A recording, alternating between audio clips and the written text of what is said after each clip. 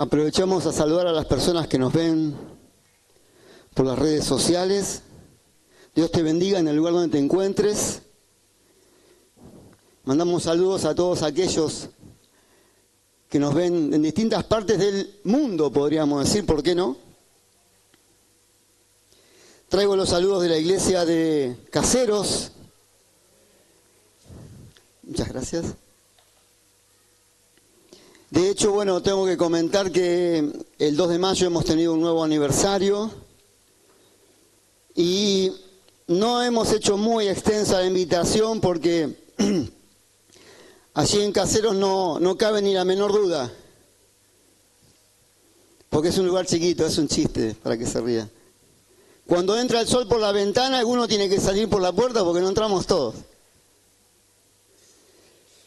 Pero hemos pasado, bueno, obviamente fueron los pastores, fue el apóstol, fueron hermanos de la iglesia. Yo les agradezco que hayan podido estar y para nosotros es un privilegio que estén. Y bueno, si Dios quiere, ¿por qué no? Nos vamos a agrandar en algún momento y van a poder venir más. Amén. El pastor Dinápolis solamente cree. Amén. Yo quiero que abra su Biblia en el libro de Segunda de Corintios, capítulo 3.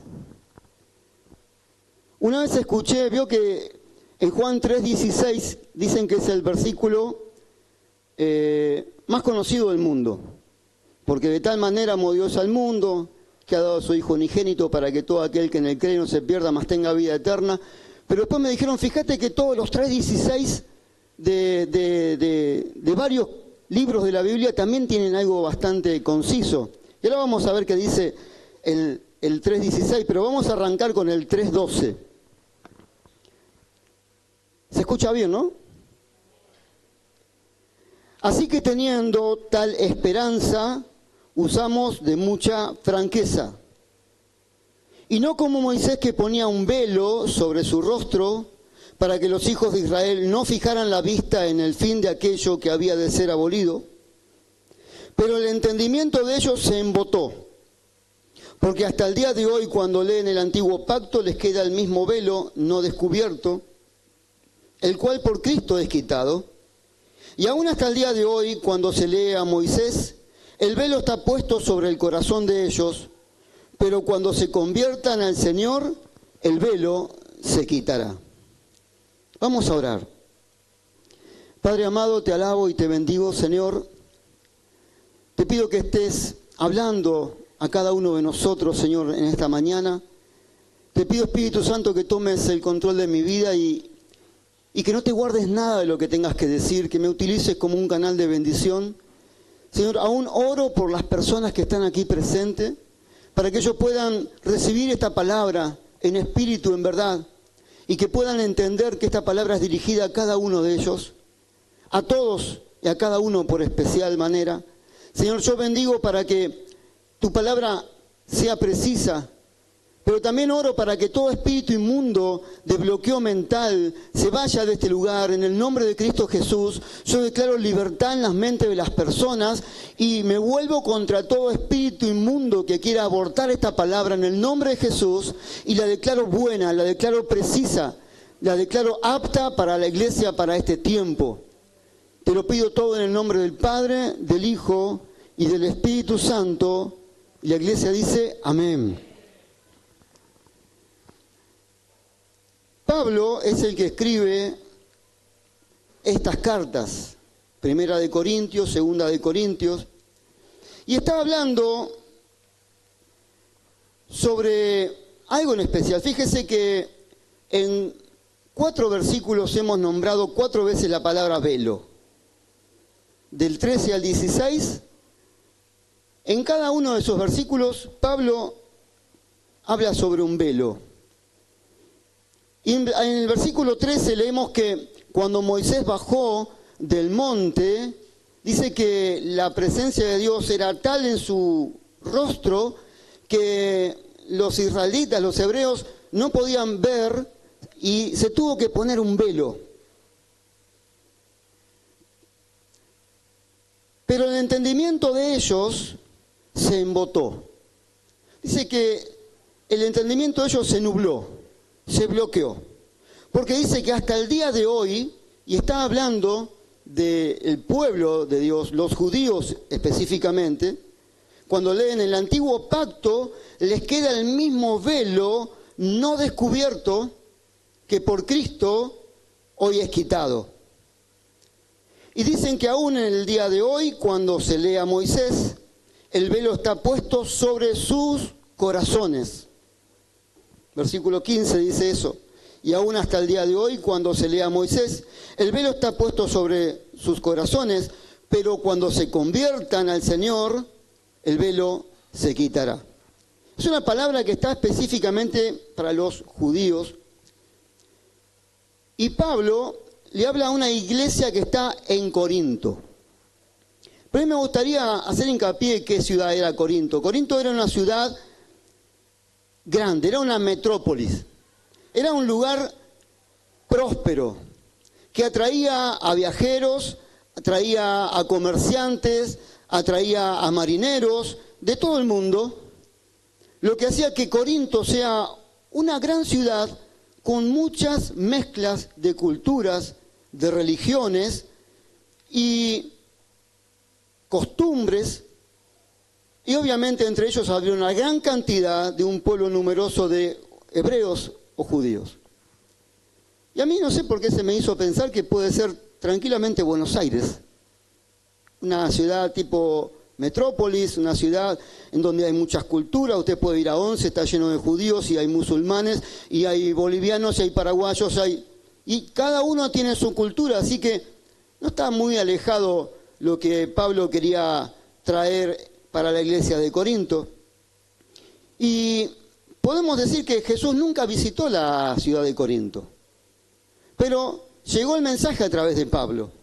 Y Pablo fue el encargado, después de un viaje misionero y 2 viajes misioneros, él allí hizo una iglesia, residió ahí 1 año y medio, en donde él trabajaba, hacía tiendas, dice la palabra de Dios, y pudo hacer una iglesia, que no era una cosa fácil, en un lugar donde había muchas culturas y muchas religiones.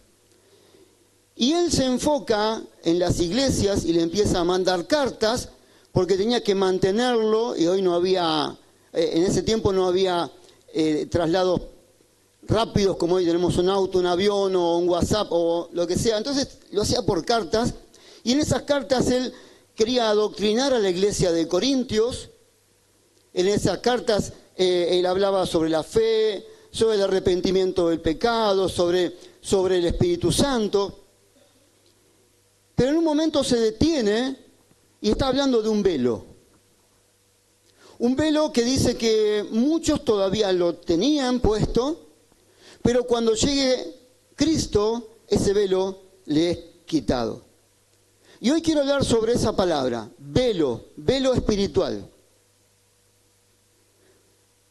En la Biblia, la palabra velo también simboliza, o una de las cosas que simboliza es una barrera.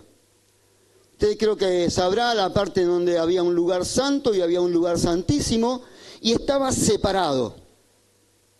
Había una distancia, un alejamiento, había una diferencia entre el lugar santo y el lugar santísimo, y lo que separaba eso era un velo. Que yo me sorprendía al leer que ese velo tenía casi 10 centímetros de espesor. Que también fue ese velo en el mismo momento donde Cristo muere. Ese velo se parte de arriba abajo, suponiendo que Dios sacaba esa barrera para que uno pueda entrar al lugar santísimo y poder tener un acceso permanente con Dios Padre. Pero también en la Biblia se usa el velo como una ceguera espiritual, una falta de entendimiento. Cuando hablamos de velo, estamos hablando de algo que estaba impactando en la iglesia de Corintios en esa época, y Pablo se dio cuenta que había algo que estaba impactando en forma negativa a esa iglesia, pero también me doy cuenta que esa misma forma de velo, de ceguera espiritual, también está impactando a la iglesia actual. ¿Cuántos dicen amén? Y muchos de nosotros, no se me enoje, porque yo después voy a reconocer más adelante que también tuve un velo mucho tiempo, pero muchos de nosotros puede ser que todavía tengamos un velo espiritual puesto y no nos demos cuenta. Porque el velo espiritual en un creyente hace que te estanques. Un velo espiritual hace que definitivamente te frenes. La ceguera espiritual hace que no puedas avanzar en tu vida espiritual con Dios, en tu devocional. No te deja avanzar, te frena, te estanca, como también te empuja a tomar decisiones que son equivocadas. Un velo espiritual, como el que se refería Pablo, en que aun cuando leen la Escritura todavía ese velo permanece, pero cuando dice cuando conozcan a Cristo ese velo va a ser quitado. Ese velo puede ser un impedimento para ver lo espiritual y para entender lo espiritual. ¿Y qué cosas tengo que ver? Por ejemplo, ¿cuál es el propósito real en tu vida para Dios? Como también no te deja ver las promesas que Dios tiene para tu vida, reclamar las promesas que Dios tiene constantemente para tu familia. Entonces, como que vivimos y no nos damos cuenta que esos velos están delante nuestro, que no nos deja ver más allá de lo espiritual. Y ese velo espiritual, el mismo Pablo, si quiere no lo busque, yo lo busco en Romanos 11:8, lo llama espíritu de estupor. Romanos 11:8 dice, y como está escrito, Dios les dio espíritu de estupor, ojos con que no vean y oídos con que no oigan hasta el día de hoy. O sea que se puede comparar el velo con una ceguera espiritual o con un espíritu de estupor. Y ahí dice la definición, el espíritu de estupor te da ojos, pero no puedes ver. Tenés oídos, pero no podés oír. Y ese espíritu te genera una confusión adentro tuyo. Y esa confusión te mantiene en una mediocridad espiritual. Y estás viviendo un gris espiritual. No. ¿Vieron cuando no sabes si estás bien en la luz de Cristo o en la oscuridad de las tinieblas? Te hace mantener en el medio. Te hace ser insensible espiritualmente. Este espíritu de estupor te lleva a la incapacidad de comprender la palabra de Dios. Yo, mire, no le voy a mentir, he leído un versículo hasta 10 veces. Y en el segundo renglón ya me fui al trabajo. Y en el segundo párrafo ya me fui a una deuda. Y lo leo otra vez y me acuerdo de que tengo que hacer no sé qué cosa. Y digo, en el nombre de Jesús no puede ser que un versículo no lo pueda leer y no lo pueda entender. Yo en ese entonces sí me considero un testarudo. Digo, no puede ser. Porque estoy en la quinta vez que estoy leyendo el mismo versículo y de repente en la quinta vez ya estoy casi finalizando y se me va el pensamiento y digo, no puede ser. Hay algo acá que me está perturbando y me doy cuenta que es un espíritu de estupor, un espíritu que me da la incapacidad de entender la palabra de Dios. Y si la entiendo, muchas veces la entiendo para el lado que yo quiero. Y este espíritu de estupor hace que tengas una ceguera espiritual. Y esa ceguera espiritual te hace sentir de que no hay una visión precisa, no hay un camino. Por eso cantamos un poquito que Él es nuestro camino. Jesús es nuestro camino, es la verdad y la vida. Pero muchas veces este espíritu de estupor hace de que no sabes bien a dónde te dirigís. Porque hay mucho trabajo para la iglesia. Pero este espíritu de estupor te conforma con que vayas solamente los domingos a escuchar el mensaje. Entonces hay una mediocridad. Hay una falta de sensibilidad de parte de Dios, que lo único que te sentís bien es viniendo a un discipulado un día de semana y un domingo, un culto general el domingo. Este espíritu de estupor, este velo espiritual, esta ceguera espiritual, hace incluso que no comprendas los procesos de tu vida. Y que cada proceso negativo no puedas entender por qué estás pasando por un desierto. Porque quiero comentarte que a Jesús, al desierto cuando fue no lo mandó el diablo. Si usted lee bien en Lucas, Jesús fue llevado al desierto por el Espíritu Santo. Y muchas veces no nos damos cuenta que el Espíritu Santo nos lleva a pasar por desiertos para que podamos entender realmente de dónde nos va a sacar Dios y podamos entender realmente que Él es poderoso hasta aún en el peor desierto. Pero este espíritu de estupor no te deja ver que este desierto es para bien, no es para mal, porque todas las cosas ayudan para bien. Este espíritu o esta ceguera no te hace entender por qué estás pasando un momento de escasez. Que yo hace poco comenté en la iglesia, le dije a mi esposa que le prometí que no iba a decir nada raro, pero sí lo que le voy a decir es que yo en un momento difícil, que no hace mucho, 2020, 21, por ahí, en donde de repente de tener un gran grupo de trabajo estaba solo, a ver si usted me entiende. Para mí, siempre tuve un ayudante, una persona que podía darme una mano, solo. Y en el momento donde yo veía que quizás podía ir a resolver algo para sacar algo de dinero, nada. Y yo miraba esos lugares donde quizás había, como siempre uno tiene ahí un puchito ahí guardado, aunque sea poquito, nada, cero. Y Dios me hizo entender por qué tenía que estar pasando un momento de escasez. Pero no me la agarré con Dios, ni me la agarré con el Espíritu Santo. Yo agarré y dije, algo me querés enseñar. Y eso es lo bueno, que si tengo que decir que algo que Dios hizo en mí, es ver de lo malo lo bueno. Entonces, este espíritu de estupor, este velo espiritual, te hace ver todo lo negativo. ¿Y cómo es que Dios no es prosperidad?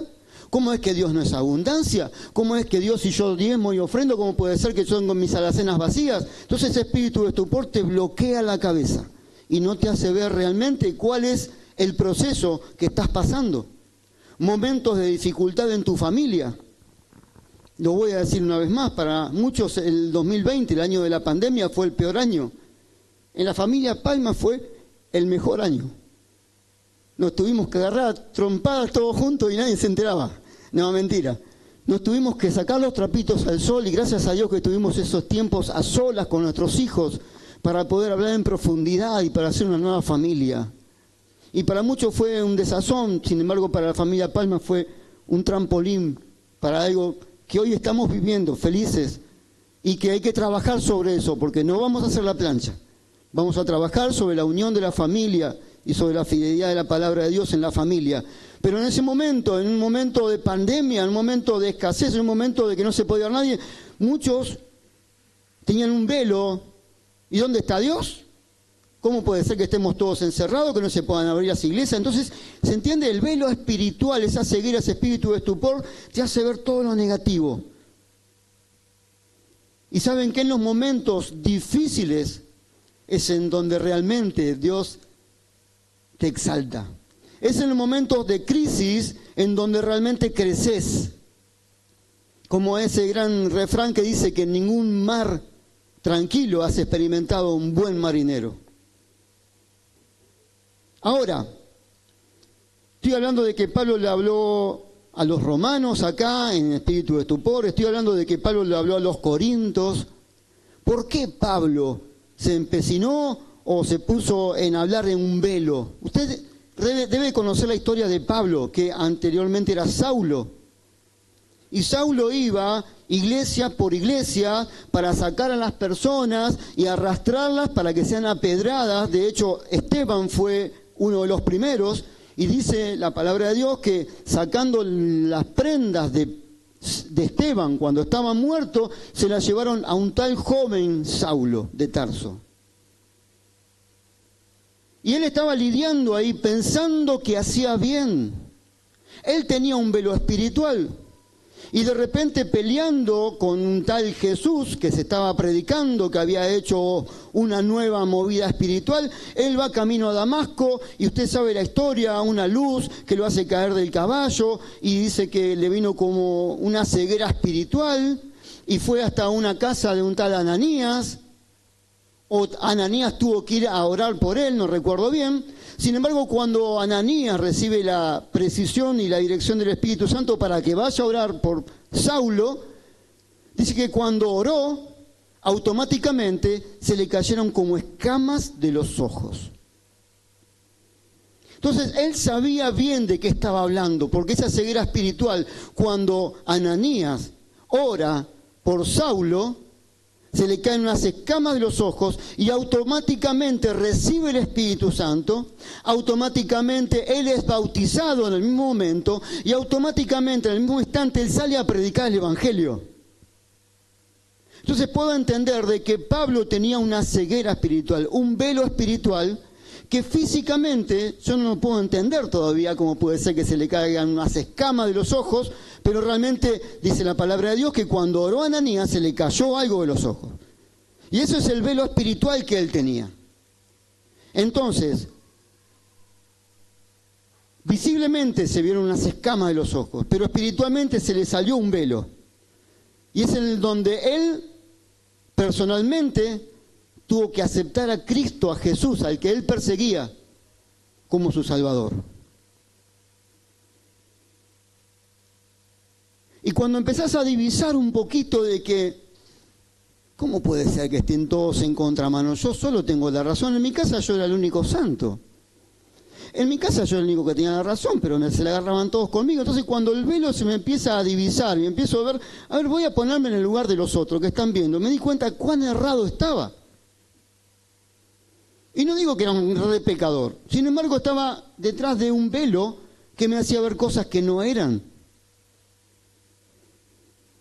Y yo creo y reconozco que por muchos años he tenido un velo espiritual y veo que a Pablo en un momento se le oró para que se le caigan unas escamas de los ojos y se le salió el velo espiritual. También puedo pensar que aquí dentro hay varias personas que tengan un velo espiritual y no se hayan dado cuenta. No quiero que lo tome a mal. Muy por el contrario, quiero que usted abra los ojos y que empiece a divisar, a ver realmente qué es lo que está percibiendo espiritualmente. Si hay un velo, si hay un espíritu de estupor.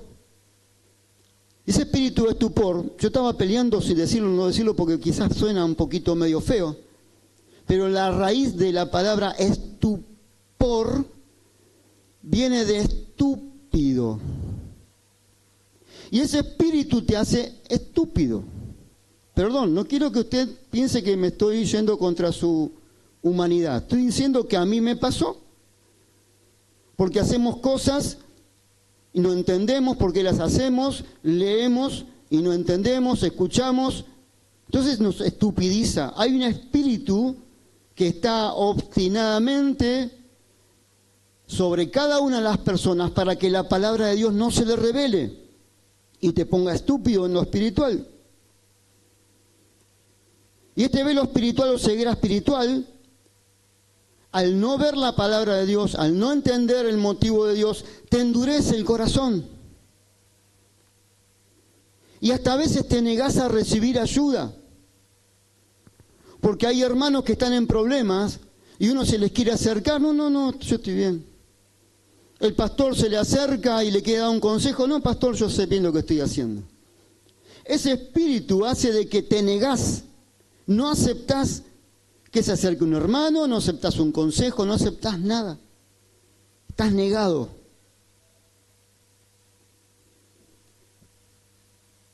Y es más, este espíritu de estupor, esta ceguera espiritual, y quizás muchos se den cuenta, hacen que lidies siempre con lo mismo. Estás siempre volviendo a lo mismo. Yo recuerdo una palabra que trajo el pastor de Nápoles a Caseros y habló sobre Hebreos 6:1, que decía, dejando los rudimentos de las cosas pasadas, vayamos hacia la perfección. Dejando los rudimentos son cosas primarias. no volviendo otra vez a poner el fundamento antiguo de la imposición de manos, no volviendo otra vez a la resurrección de los muertos. Léalo después en su casa, Hebreos 6:1. No volviendo de vuelta a la fundación antigua del juicio eterno, que lo hay. Que va a haber resurrección de muertos, va a haber, pero no volvamos eso, ya es primer grado.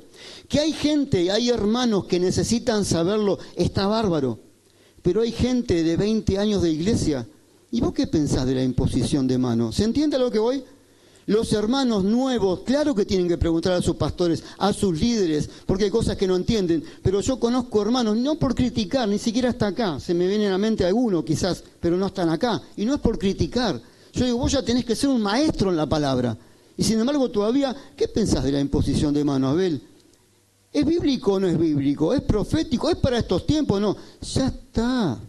Para gente como pastores, como líderes, no podemos volver a los mismos rudimentos. Pero este espíritu de estupor, este bloqueo mental, te hace volver, che, ¿Jesús me amará?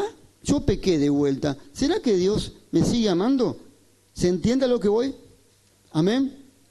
Este espíritu de estupor hace que siempre vuelvas a lo mismo.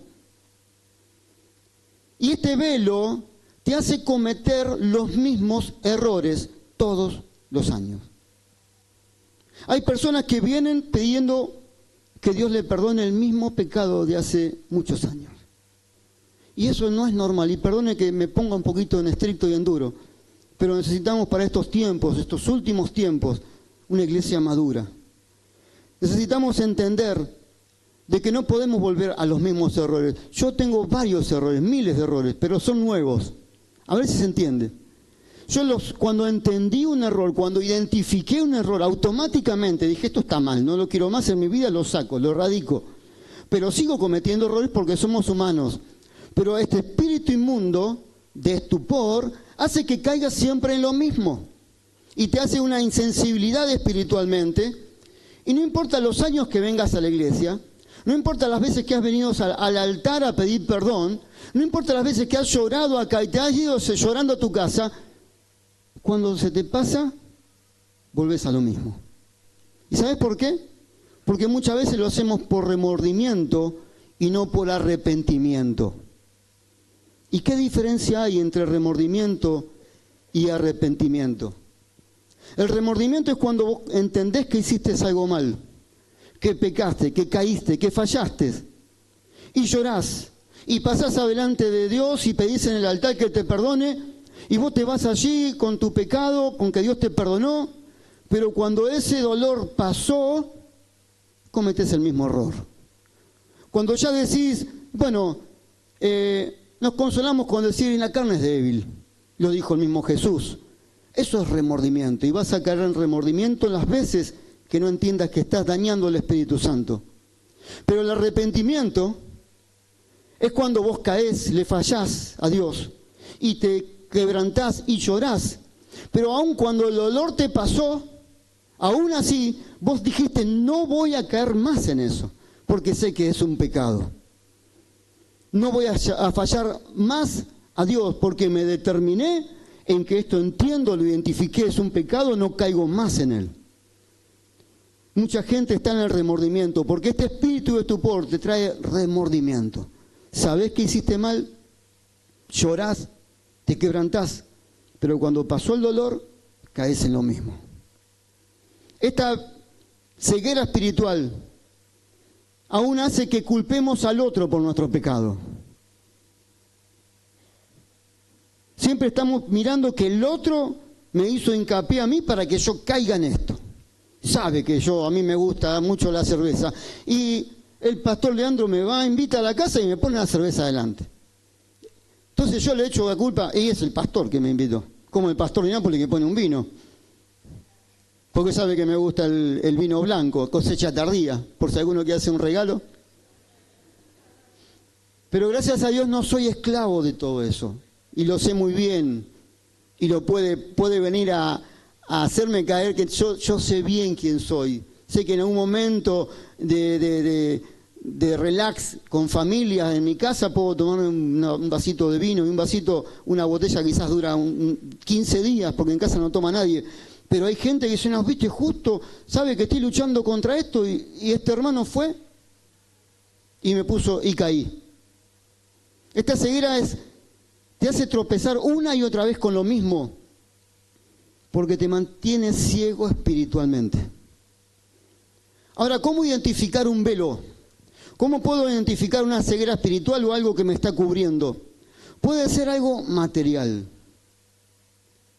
El velo espiritual puede ser el trabajo, que lo voy a confesar una vez más hasta que lo venza, que siempre lucho, no me quiero ser el gran trabajador, pero siempre lucho mi responsabilidad con el trabajo, con lo espiritual. Y no tendría que ser así.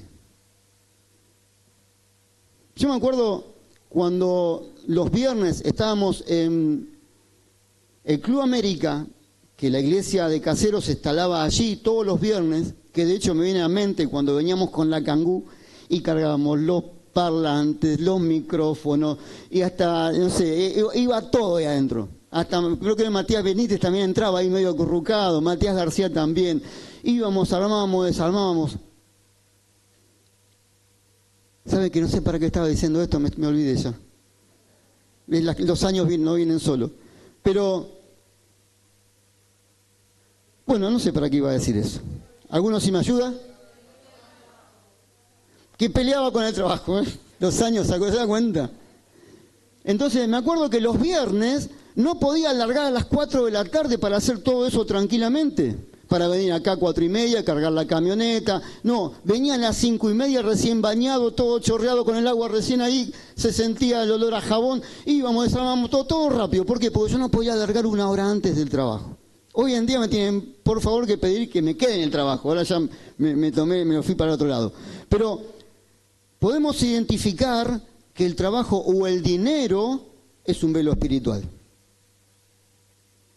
Y muy diferente es algo que ambiciono con algo que anhelo.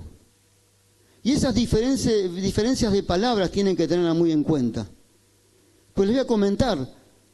Yo tengo el anhelo de este año tenemos el anhelo de cambiar la camioneta. Un hermano amado con su pareja se decidió a regalarme el arreglo, que no lo puedo arreglar no por plata, sino por tiempo, porque me cuesta mucho parar la camioneta un mes, pero un hermano me dijo, yo te voy a regalar el arreglo toda la camioneta, te la voy a pintar toda. Entonces, con ese empujón, más los 10 años que ya tiene la camioneta, quizás tengo el anhelo de cambiar la camioneta, pero el anhelo significa de poder disfrutarla, de poder ponerla para la iglesia, porque de hecho hemos hecho muchos campamentos y la camioneta estuvo ahí presente, cargada así, de un montón de cosas. Disfrutarla con mi familia es un anhelo. Pero muy diferente sería decir, me quiero comprar una 0 kilómetro para que vean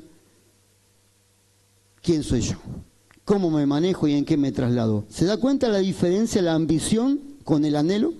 La ambición trae un poco encerrado algo de poder. Hay algo escondido. La ambición es quiero llegar a la RAM 0 kilómetros. No, mentira. Me pierdo ahí adentro. ¿Se imagina que ahora me pierdo con la otra? Pero no quiero comprarme un 0 kilómetro para ir ahí, hola, tete, tocando bocina. No, yo tengo el anhelo porque quiero seguir disfrutando algo. Yo le doy gracias a Dios, y no le miento, por la camioneta todos los días. Es un instrumento de trabajo, en la que me llevó de vacaciones, en la que me dio muchas alegrías. Pero yo lo disfruto, lo anhelo. Otro velo espiritual puede ser una filosofía de vida. Hay gente que se maneja de una forma y por más que Dios lo confronte con lo contrario, es mi forma de vivir. De última, que se adapte el Espíritu Santo a mí. Lo he escuchado. Otro velo espiritual puede ser una doctrina o una religión, tal cual hablamos de Saulo, que él, pensando que estaba haciendo bien para la religión, estaba yendo lo contrario. Pero no quiero cansarlos mucho, yo quiero ir a Génesis capítulo 13.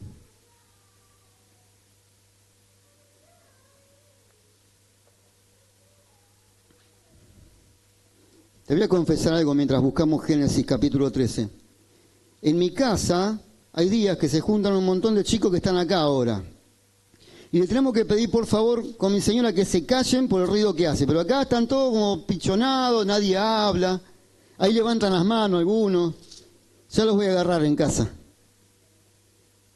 Al último vamos a cantar una canción y quiero que salten, porque si no los voy a nombrar uno por uno, ¿eh? Vamos. Génesis capítulo 13, una parte muy, muy conocida.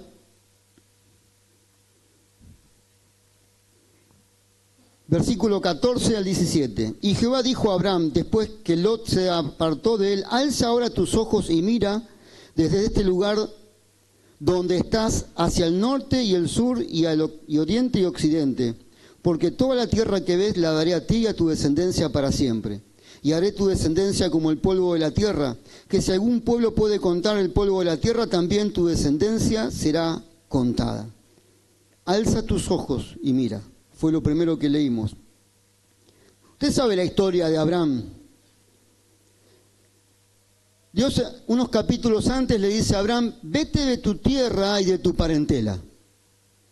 Toma a tu esposa, a tus criados y anda a un lugar que yo te voy a mostrar. La promesa de Dios estaba sobre Abraham, sobre su familia, su esposa, sus criados. Pero, ¿qué hizo Abraham? Se tomó a Lot, su sobrino, y se lo llevó con él. Y muchos de nosotros decimos, es mi sobrino, está solito. Vos me das un lugar para ir y voy a estar con mi señora, él se queda acá, uno solo. El plan de Dios no era con Lot, el plan de Dios era con Abraham. Y Abraham llevaba en sí la bendición, pero esta bendición alcanzó a Lot. Y hago un paréntesis de algo que a mí me cautivó. ¿Por qué Abraham le dijo a Lot? Porque si había alguien que tenía que decidir, era Abraham. Era el tío, era el que lo llevó.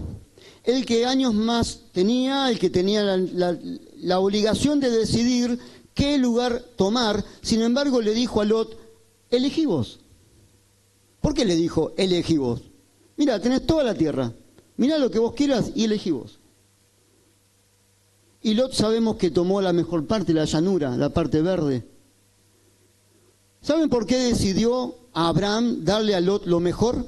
¿O que decida él? Porque sabía Abraham que con él estaba la bendición. Que vaya a donde vaya, Dios lo iba a prosperar.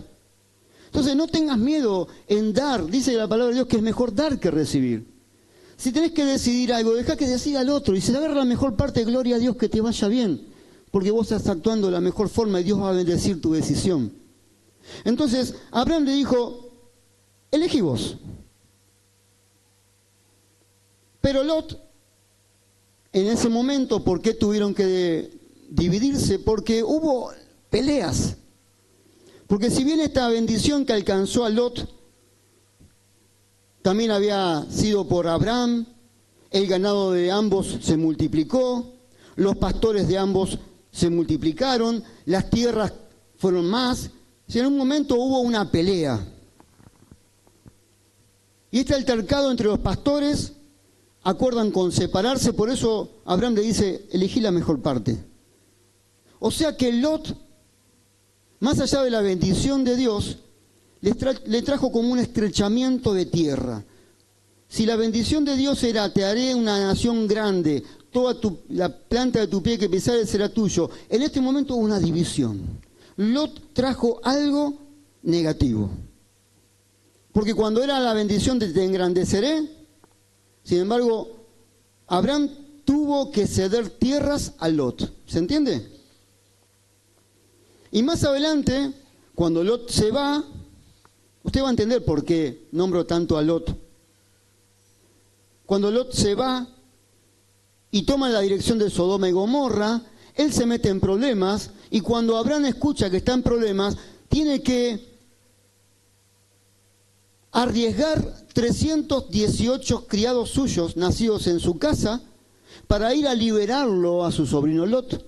tuvo que poner en riesgo vida de personas simplemente porque Lot se había metido en problemas. Pero si leemos el versículo 10, el 13:10, cuando Abraham le dice, elegid la parte que vos quieras, 13:10, y alzó Lot sus ojos, y presta atención con esto porque se va a sorprender lo que pasa acá. Y alzó Lot sus ojos y vio toda la llanura del Jordán, que toda ella era de riego, como el huerto de Jehová, como la tierra de Egipto en dirección de Zoar. O sea que alzó Lot los ojos y vio, preste atención, como dice la Biblia, vio la llanura del Jordán como el huerto de Jehová, como la tierra de Egipto. A ver, le voy a decir de vuelta, si entendió. La llanura del Jordán vio que era como el huerto de Jehová, como la tierra de Egipto. Pero todos sabemos que el huerto de Jehová es una cosa y la tierra de Egipto es totalmente lo contrario. El velo espiritual te hace ver dos paralelos sobre una misma situación. ¿Sabe qué significa el nombre Lot en hebreo? Velo. El nombre Lot en hebreo significa velo, puede buscarlo. Yo me caí de espaldas cuando vi esto, porque nunca entendí que Lot era un velo para Abraham, y que ese velo se lo puso él solito, y que una bendición que él tenía que haber atrapado antes, por el velo que él mismo se puso, tuvo que dividir tierras, tuvo que arriesgar vidas, tuvo que arriesgar familias. Abraham se puso solito a Lot, que es un velo. Y ese velo se movió bajo la ambición, porque se basó bajo su propia opinión por lo que veían sus ojos. Y vio Lot la llanura verde, que era de riego, como el huerto de Jehová, pero también como la tierra de Egipto. Y este velo te va a hacer ver lo mismo. Te va a hacer ver el pecado, pero en realidad es una bendición. O al revés, te hace ver una bendición que en realidad termina siendo un pecado. Es decir, que hay algo disfrazado. Ese velo empieza a nublarte la vista y empieza a desenfocarte de las cosas de Dios. Mire, estuve luchando mucho porque quiero contar algo que quizás mis amigos, que quizás estén viendo en algún momento esta predicación, la entiendan mal. Yo me crié hoy justo venía con... se me fue el nombre de Silvia y Roberto. Justo nos enganchamos y los trajimos y estábamos hablando que los chicos, que justamente son todos unos vagos lindos, que la están pasando bien, que se juntan a comer asado, a hacer algo. Y yo le digo, la verdad que yo tuve una adolescencia y una juventud hermosa, que compartí parte acá en la iglesia, pero más compartí afuera, con gente de afuera. Muchachos sanos. Nadie se fumó, nadie se drogó, nadie se emborrachó, les puedo asegurar que fue así. Y hoy en día estos muchachos, permítanme decir muchachos que tienen mi edad, algunos viven en Francia y tienen sus terrenos en Francia, y este mismo muchacho tiene terrenos acá en Argentina, en la costa atlántica, y se compró un departamento por Devoto. Otros tienen lugares en la costa atlántica que, ¿cómo se llaman? Cuando hay muchos dúplex, complejos. Tienen complejos en San Bernardo. Otros tienen empresas de los cuales mis hijos son empleados de ellos. Yo quiero que se entienda bien esto. Y cuando nos juntamos a comer un asado, empiezan todos a hablar, ¿y vos cómo te va tu terreno? ¿Y vos tu empresa cómo te va? Y yo cada vez me hago más chiquito de lo que soy. Me empiezo a correr a parar, porque yo digo, ¿y yo qué hice? Yo tengo mi casa que ahora estamos poniendo en regla, me pude hacer dos departamentitos para mis hijos, y ahí estoy. Y sin embargo, esta adversidad me empieza como a ir para... bloquearme la cabeza, pero digo, no, pero pará, Dios no me llamó a hacer todo eso. Está bueno tener tierras, está bueno tener empresas, está bueno tener gente a cargo, está bueno tener un 0 kilómetro, está perfecto. De esta forma vemos que Dios nos prospera y nos bendice, pero la ambición a eso, a muchos de mis amigos, se cobró una segunda familia, pelearse con sus hijos, estar enemistados con otros familiares o endeudarse hasta las pestañas. Y Dios no me llamó a todo eso. Entonces, cuando yo de repente, este velo espiritual, este espíritu de estupor, me quiere absorber de vuelta, decir, ¿qué hice? Digo, no, prefiero estar donde estoy, que estoy feliz con mi familia, con mi esposa, con mis hijos, con mis nietos. Total, todo lo demás queda todo acá y lo que me va a llevar, Dios me va a pedir por mi familia. No me va a decir cuántos terrenos te compraste, cuántas casas te hiciste. ¿Se entiende? Entonces ese espíritu todavía me sigue golpeando en la cabeza. Y cada vez que sale ese tema yo medio como que me apichono y de repente no. El Espíritu Santo me hace decir, no, yo gracias a Dios estoy haciendo esto y tengo una familia. Por eso que tenía miedo que se entienda mal, porque ellos tienen otra familia y la están pasando bien y también son felices, pero ¿a costa de qué? Y muchos de nosotros estamos detrás de esa zanahoria, pensando que Dios está detrás de esa zanahoria, y ahí está, hay un mundo paralelo que Dios te dice, tenés que ir por atrás de eso, tenés que trabajar el doble de horas porque tenés que lograr eso, vos necesitas un auto 0 kilómetros, no te podés mover con lo otro. Ese espíritu de estupor te bombardea la cabeza. Y ese espíritu de estupor te está sacando del cometido que tiene Dios para tu vida. Porque todo lo material queda, iglesia. Todo lo material queda. ¿Cuántos dicen amén? Él se basó en su propia opinión. Y este velo puede ser que te haga ver lo mismo un pecado como una bendición. Saben que me sorprendí con otro versículo y voy terminando. 2 Corintios, el mismo Pablo dice, y no es maravilla. Léalo porque yo digo, no, ¿cómo dice esto? Sí, y no es maravilla, porque el mismo Satanás se disfraza como ángel de luz. Y es quien te quiere devorar. El velo te hará tomar malas decisiones, porque él habitó en la llanura y fue poniendo tiendas hasta llegar a Sodoma y Gomorra. Y usted sabe lo que pasó. Ese velo va corriendo límites y ese velo luego prioriza lo material por lo espiritual.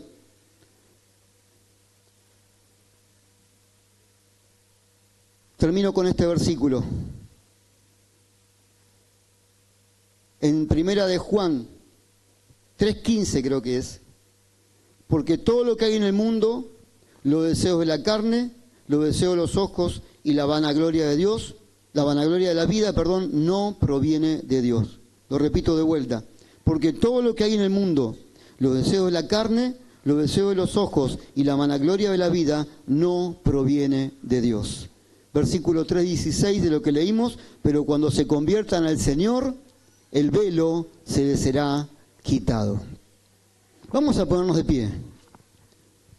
Porque me dejé para el último versículo, el versículo que sigue, el 3:17. Porque el Señor es el Espíritu, y donde está el Espíritu del Señor, allí hay libertad.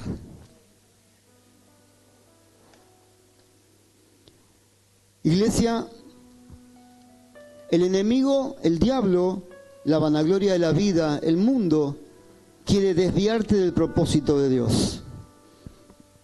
Te quiere hacer ver que si vos tenés más plata, vas a vivir feliz. Y te puedo asegurar que no. No porque haya tenido mucha plata, porque lo veo en mucha gente que están vacíos por dentro con mucho dinero. Te hace ver que quizás, yo conozco gente que se han comprado el último auto, la última camioneta y de repente dicen, yo pensé que era otra cosa. Es la ambición. Pero cuando tenés a Cristo, lo tenés todo. Y sos feliz con lo poquito que podés tener. Yo soy feliz con la salud que Dios me regaló una vez más. Porque eso me hace mover mis manos para poder trabajar y para poder ver la bendición de Dios todos los días en mi vida. Y no es que me conformo con poco, me conformo con mucho. porque tener a Cristo de mi lado y tener salud y tener trabajo es un montón. Porque donde está el Espíritu de Dios, allí hay libertad. Y yo le dije a los chicos que vamos a cantar, que hay libertad en Dios, porque somos amados. Hay gente que no se da cuenta que cuando Dios murió en la cruz, declaró para toda la humanidad: sos mi amado, sos mi amada. ¿Saben lo que es eso? Es un montón. Y cuando yo me siento amado por Cristo, ya está, me siento feliz. Así que le voy a invitar a que podamos cantar esta canción juntos. Hoy puedo danzar con libertad, porque soy su hijo, porque soy su hijo. Hoy puedo danzar con libertad. ¿Por qué? Porque soy amado. Soy amado. Porque soy amado. ¡Oh! Somos amados por Dios. Una sonrisa tiene que salir de tu boca hoy. Podemos sentir tu... Podemos sentir... Quiero escucharlo. Tu río, hay sanidad en la Hay sanidad. queremos danzar. Podemos sentir tu gozo, podemos sentir tu río. Hay sanidad en las aguas, queremos danzar. Hay libertad en la... A ver, los chicos. Hay libertad en la casa de Dios. Hay libertad. Los voy a empezar a nombrar. Hay libertad. Hay libertad en la casa de Dios. Hay libertad en la casa de Dios. Hay libertad. Hay libertad. Hoy puedo danzar. Hoy puedo danzar con libertad. Vamos. Porque soy su hijo. Porque soy su hijo. Hoy puedo danzar con libertad. ¿Por qué? Porque soy amado. Porque soy amado.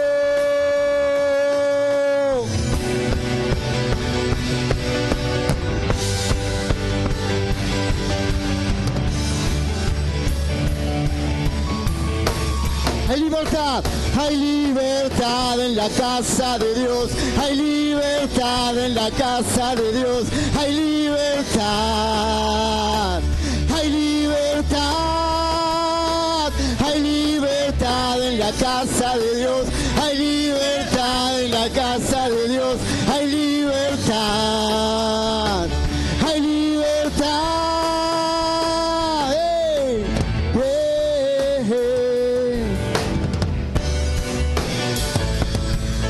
Hay libertad en la casa, hay libertad al danzar,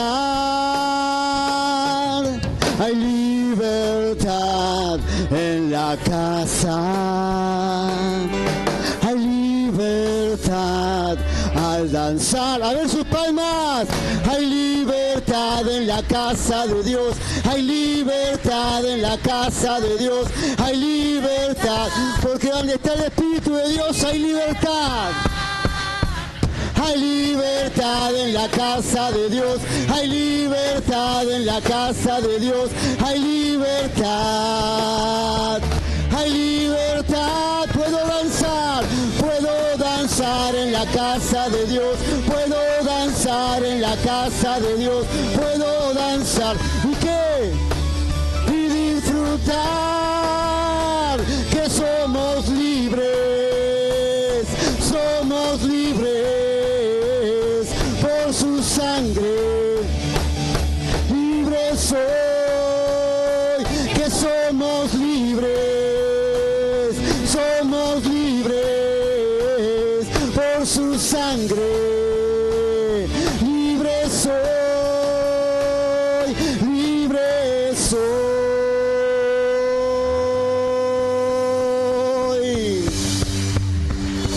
Vamos a hacer una oración. Aleluya. Donde está el Espíritu de Dios hay libertad. Padre, ahora, en el nombre de Jesús y con la autoridad que tú me has dado, Señor, yo reprendo todo espíritu de estupor, todo espíritu contrario a tu voluntad en el nombre de Jesús. Toda ceguera espiritual se va en el nombre de Jesús. Todo velo espiritual se va en el nombre de Jesús, para que la iglesia pueda ver nítidamente, para que la iglesia pueda ver el propósito de Dios, el favor de Dios en cada uno de ellos.